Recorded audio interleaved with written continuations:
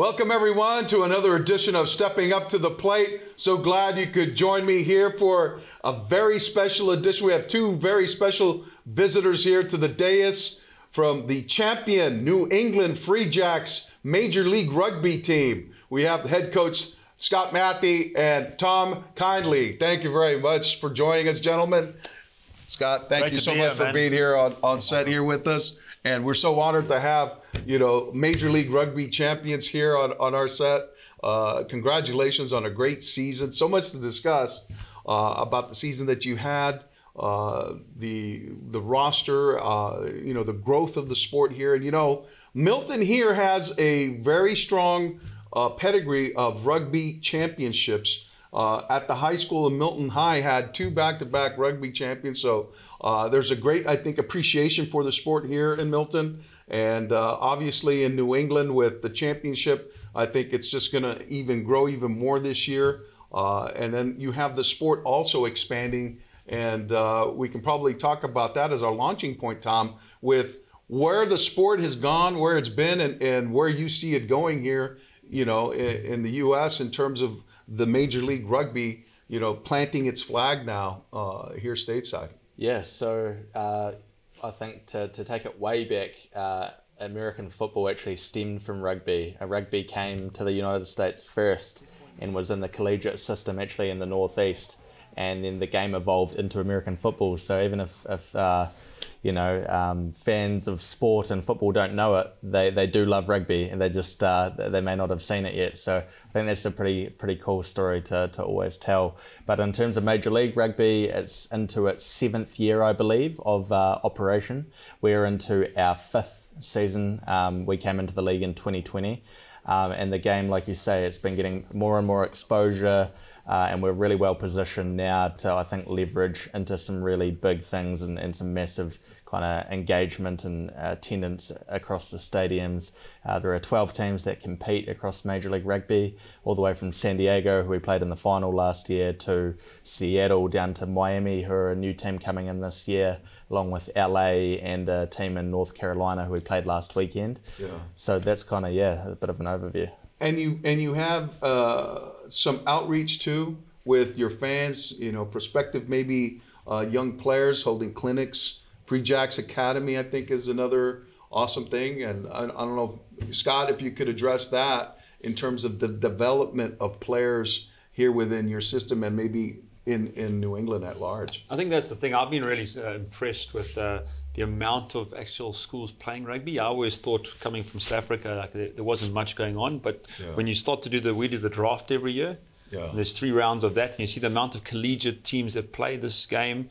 And here in New England, with the Irish influence and all the rest of it, we're seeing there's a large undercover rugby, a lot of rugby going on, and we've tapped into that. We've got a community officer, Thomas Grant, who runs all our grassroots levels. That's from getting rugby in a bag, that's introducing it to young kids in all the schools, high schools and middle schools around New England, Quincy. Yeah. And then he's just basically taken that, and then we flow into the junior structures, which is our academy system, our under 18s. We have our independent team, which is under 23s basically. Yeah. And then we pretty much from that team, we pull the best guys into our system. Wow. Who can come train with us, and we've had a couple of guys that have come through that system. It's funny, it's a similar model that the New England Revolution have used as well in terms of developing local talent in that regard. And maybe Tom too, in terms of engagement, I think, do you guys borrow from other leagues in terms of ideas and how to grow the sport? Yeah, absolutely. I think we'd be silly not to. Obviously, America knows how to run professional sporting organisations, so we'd be naive, particularly in the Northeast, with all the great organisations like the Red Sox and Celtics and Patriots around us, to not learn and take ideas from them. And like you said, I think the Revolution have laid a really good model out for us, and for us the community engagement is great for 2 reasons. Obviously the pathway element that Scotty talked about, but also the ability just to engage a new audience. Not all of these players will play for the Free Jacks, but they might become lifelong fans, and that's equally as important for our sort of sustainability. So. And last year was I guess a seminal moment for this organization, winning the championship. Scott, when you look back upon it, what are the things that you cherish most about that experience when you think back on that run? Look, it's hard not to look away from the day, the final. We look at the culmination of that season and all the hard work and sacrifice that gets put into it. And then to come to that moment where we're playing in a really awesome stadium in Chicago. We've got fans traveling, a whole massive bunch of fans that came over for that game, came over to Chicago. The whole match day experience, the build up to it. The final, as it was quite an exhilarating one, a 1-point win, which we scored in the last 3 minutes of the game. Yeah. And then to get on the stage with the Dropkick Murphys, who's we had a theme song that year, which was Tessie. Yes. We had a bit of a baseball theme going on for our season. Yeah. And for them to play after the match and then pull us up onto the stage. Oh, yeah. You couldn't write it, you know what I mean? That's so awesome, it was just that for me stands out as just an exceptional moment, which it's how we capture that again is really exciting to see what's next, for this franchise. And the match in and of itself was very, very thrilling. If you could just think back on the performances that you got from some of your players, who stood out to you? I think in those big games, you always look to your leadership, your senior players. And if your senior players step up, what happens is everyone else just follows. And I thought Mitch Jacobson, our captain, was phenomenal. He scored the first try. He really led from the front, and he drove a lot of the standards and just the calm when we needed it. He came in with those words that were needed at the right time. And then Jason Potros, who ended up getting MVP. But, again, a senior player stepping up to the plate, making some crucial kicks and crucial little moments that he added to that game that helped us get across the line. So those senior players did a fantastic job. And both back now on this roster, or as the complexion of this roster changed from last year? Look, it always changes in a 7-month league as it stands. Like, there's always a bit of a turnover, but we're really happy we've kept most of the squad together, and essentially the spine of the squad, the leadership of the squad. Yeah. So guys like Jason Potros are back, which is fantastic. Mitch Jacobson, he's just had a baby, so he's coming in the next couple of weeks. So really excited to see him back in the mix for the parental leave for him. yeah. So he'll need that, but it's good to have a lot of these senior players back, and it just drives the culture, and it makes it a lot easier for the new boys coming in to assimilate. These guys are just running the show. And I guess, Thomas, at what point did you start thinking about next year after you won the championship? As GM, you probably were thinking roster composition. Who do we keep? Who can we keep? Who do we look out for? Yeah, no. Unfortunately, you've got to turn your head to that pretty quickly. So, we enjoyed, I'd say 48 hours. I gave myself a good 48 hours to really savor the experience. But after that, it was, we coordinate stuff like housing for our players. We're flying them all back home to the different parts of the world where they reside.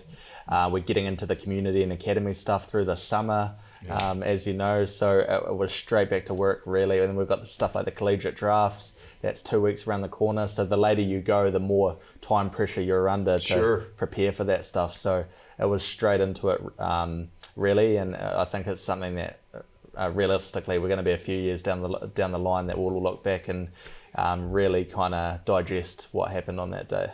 And it'll serve as a template of how to go forward in other championship runs. Yeah, maybe? I think it was interesting, like the amount of, obviously fanfare that Scotty talked about. We had a bus, it's a great story, one of our players, he and his family live on a farm up in Haverhill, Massachusetts. So they packed a big bus and drove it all the way to Chicago, arrived at the game with the whole community there, and actually the city threw a big kind of party for him after the championship. So that was pretty special. But there was a lot that went into that weekend. I think we definitely took a lot of good learnings and did a really good job at executing the logistics that go into it. Yeah. And what was great is that you got great TV exposure too. I thought that was a phenomenal thing for the league and for the Free Jacks. You wind up winning the championship. A lot of the guys got notoriety. Jason, obviously, being player of the year in the league, the most valuable player, player of the match. and now you're bringing those people back, and I think it only stokes even more interest in your organization and your team. Definitely. I think when you keep players together, not only does it help your team function better the next year because you have that cohesion, right? You know, and new players, I say, coming in get drafted into that cohesive unit. Yeah. But the fans have heroes. You know, the fans have guys that they identify with, and they go, "Oh, he's back. He's my guy. Let me buy his jersey." They get to connect with them after a game. And, you know, especially it's great for the guys that are coming from overseas, our international players, but also for guys like Cam Davidovitz, Carl Sakira, guys who are New Englanders. Yeah. I mean, that stokes the fire in every young rugby player around you going, "Chush, I can be the next Cam. I can be the next Carl." Yeah. And they feel that adulation that maybe a player who plays for the Red Sox or Celtics, you know, Patriots, what have you, senses from the fandom here in New England. Because once they got your back, they got your back. Yeah. You know, and I'm sure you felt that.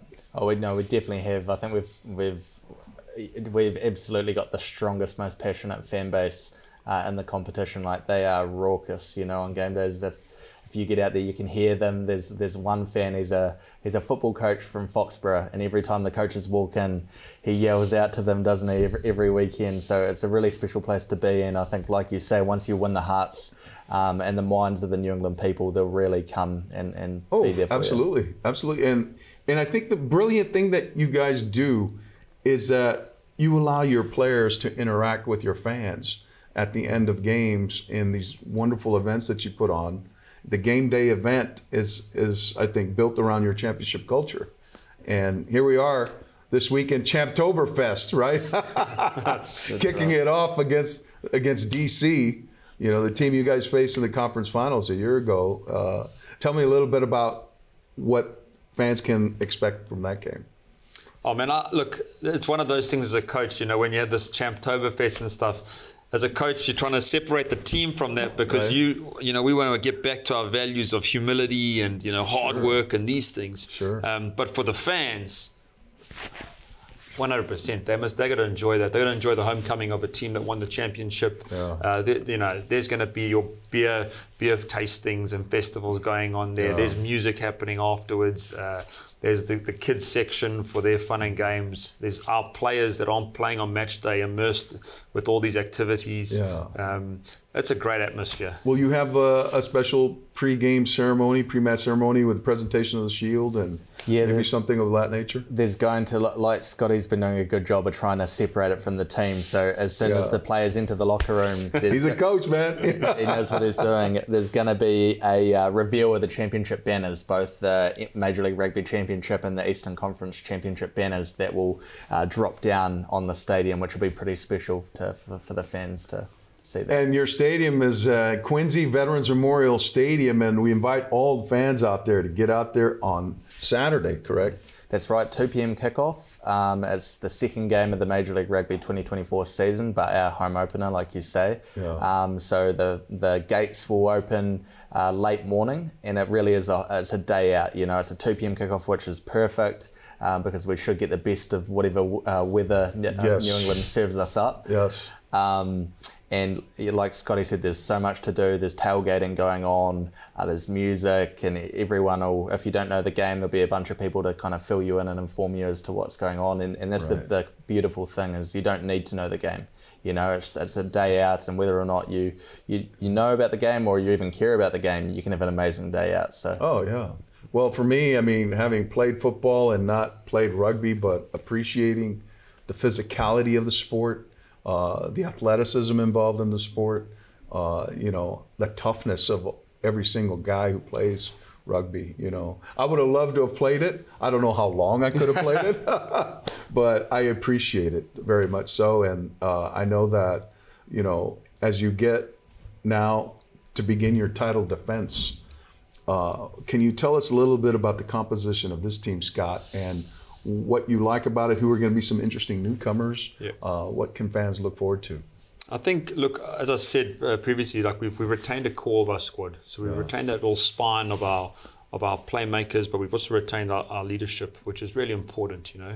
And I think in our recruitment, I think the more and more we go down this road of recruiting, and we kind of know the players that fit for this area, and that's, you know, guys that are extremely hardworking, got a bit of grit to them. They've got to play in different conditions, if you're down in San Diego, if you know what I mean. Right. So there requires a certain type of player, and I think we've recruited well. We've recruited those type of players that I think the fans will also get around, because I think they identify with that hard work, that toughness, you know, those type of things that really make us who we are. And there's some exciting talent in there too. You know, when you get to talk about the backline players like Daniel Morgan Puttarangi, who had a really good game on the weekend, really electric with the ball in hand.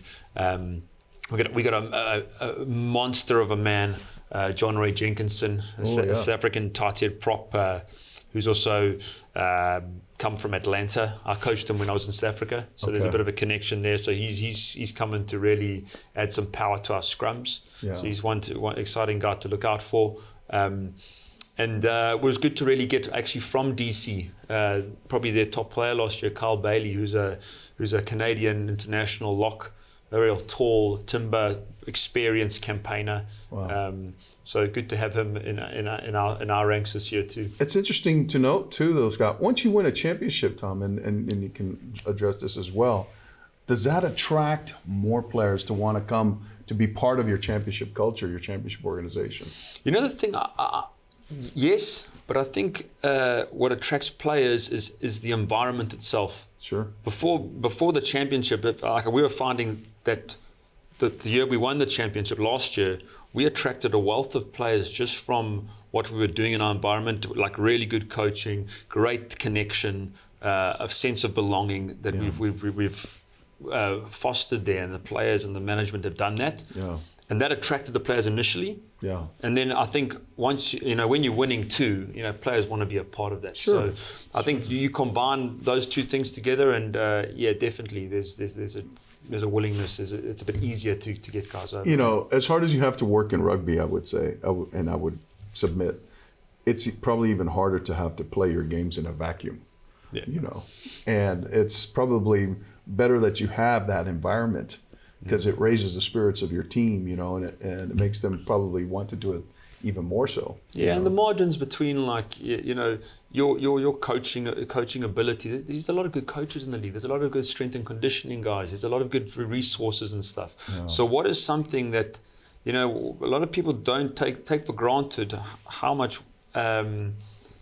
work and how much really good stuff you can do within the actual environment itself, and how you can connect players to each other and really create and foster that sense of belonging. Because the stronger the belonging, the more that extra 10%, those little things when it's tough in the game and you need guys to dig deep beyond what they've actually got in the tank, absolutely. And that comes from that, willingness to play for each other. But you don't get that from just come to work, leave work. It's a lot more. I wholeheartedly agree, because I've coached my own daughter in sports, and I've always said to them, you know what, it's hard to beat a team that's connected 1 through 12. When you're connected, no team can beat you. But if you play as one individually, then another team can pick you apart. And so that kind of, and what you said just kind of resonates for me, and it's a great way, I think, to build a team, to foster that, and I think too, from the ownership standpoint, that's, I think, maybe part of the DNA of this ownership group with the guys that are involved. Patrick Chung and Nate Ebner, who played for the Patriots, part of the Patriot way, experienced that themselves, right? No, I think you're right in saying that they wouldn't stand for anything below hard work, and guys that are committed to the cause, and they've obviously operated at the highest level of their game, and we take a lot of pride in them being involved with our team. So they'll regularly be there at game days and be helping to bring more exposure to the team, which is really vital and important. So having Nate and Pat involved has been really special, and it's kind of a point of difference for our team as well. Yeah, and you mentioned how the sport, rugby and football maybe have evolved from rugby, and I think it goes even way back to Gaelic football. That rugby, from which rugby evolved as well. And I remember being over in Ireland with an American college football team, and they were playing there, and I was asked to defend the honor of the American game in print in the Irish Times. And I said to the guy, what you're asking me to do is to defend the honor of my country. He says, in a manner of speaking, yes. And so I had to kind of convince the people there that football had not come to Ireland to invade. It did merely come home, like the prodigal son to its mother. And they love that. They love that because, you know, that's where I think this game has evolved. And you see rugby's influence now, I think, in American football, in the way guys have decided to approach tackling. Yeah. The rugby. Now we hear about the rugby tackle in football. I just think there's so many. Like I get always frustrated when people go, "Oh, no, I'm a football guy," or "I'm a rugby guy," or I'm like, man, these things can coexist, and They're you can love them both. Yes. I love football. Yeah. So I follow it passionately. But if you love football, you can't tell me you can't love rugby. Because when you come and watch a game, it probably, there's pros and cons to both, you know, but rugby will give you that flow. So you'll be, and it's quite visceral when you're there on the touchline. It's more, it's always happening, you know, and you get the contact stuff too. Yeah. So, I mean, and America loves a collision sport, man. So I really think fans love it. And then you get the good beer flowing on the sideline. It's hard not to enjoy a day out, eh? Right. Yeah. And especially after a good win, you know. Exactly. Who can turn down a cold one after a good win, you know? But it is, I think, all connected. Yeah. The American game, football, rugby, you know, and to a larger extent, I mean, probably owing all to the Gaelic game too, where I think all of this sprouted from. And, but I think that's what it comes back to. You know, we speak a lot about connection and team connection, but what rugby does, and I think a lot better than a lot of sports, is connect people to the game and connect people afterwards. You know, that you get a very big sense of community at a game, and that's what we're trying to grow here. You know, grow a rugby community, so you can impact lives, you can impact people through this game, which teaches really good principles around life, really, you know. So I think that's when you think of big picture stuff, I think that's what inspires me about the game and reaching America, you know. How have you, Tom, as an organization, tried to engage community, maybe through your own outreach, trying to bring the Free Jacks into, you know, the social consciousness of a community? Yeah, great question. And I think that was definitely been at the forefront of our ownership's minds as they set upon this endeavour. Was like Scotty said, we really think that rugby can help to create better communities. So for us to really layer into the South Shore and find our home in Quincy, but be so accessible to areas like Milton and Dorchester and, you know, Hingham and the whole South Shore, it's been excellent just layering into the Quincy community. We've been supported really well by the City of Quincy. The Mayor's really behind us. They're helping to with some stadium infrastructure and making things look really nice on game day, helping with things like parking, and that's massively helpful. So for us, we've done a sort of a number of different things, but we've I suppose aligned with some veterans associations in the area to do some food deliveries. We have a charity event at a number of our home games. Like this weekend we have Operation Sock Drop, where fans will donate socks to those in need around the community. Mm-hmm. So I think we've really made a conscientious effort, our players and staff and ownership, to make sure that we're adding value to people's lives and that they can really be proud of a team like us being in their area. Absolutely. And there's no doubt you guys brought a lot of pride here to New England, you know, with the way you guys conduct yourselves, but also with the way you comported yourselves on the field in a championship way, winning the championship, you know, against San Diego last year. And now here you begin the title defense against DC on Saturday, Champtoberfest. And what I love is that every weekend it's like a new theme, isn't it? Yeah, it is. There's, you know, we have a yacht rock theme, we have country themes, different... St. Paddy's is obviously... that's going to be huge. It's going to be massive next weekend. We have different kits for the different weekends, don't we? So, yeah, there are excellent days out. So there's some a lot to be excited about, you know, with all these games coming up, the season upcoming here, and the home opener again, Champtoberfest, Saturday, 2 o'clock, you know, Veterans Memorial Stadium at Quincy. And you know, the thing is that, like I said, you get to meet your favorite fan, your favorite player, get to interact with him. You know, maybe have a cold one with them, if you or buy one for him. You know, Buy for the coaches. absolutely, absolutely for them. But it's been wonderful to have you guys here. We appreciate. Scott, Mathie, thank you very much. Thank you so much, Mark. Appreciate absolutely. Tom Kindley, thank you so very much. We appreciate you. And we want to invite all Milton fans and fans all around the South Shore. If you have the chance to get out there and support, be loud, be proud for the New England Free Jacks, your champion Major League Rugby team here in New England. All righty, everybody, that's going to do it for us this week here on Stepping Up to the Plate. We look forward to having you back next time. All righty.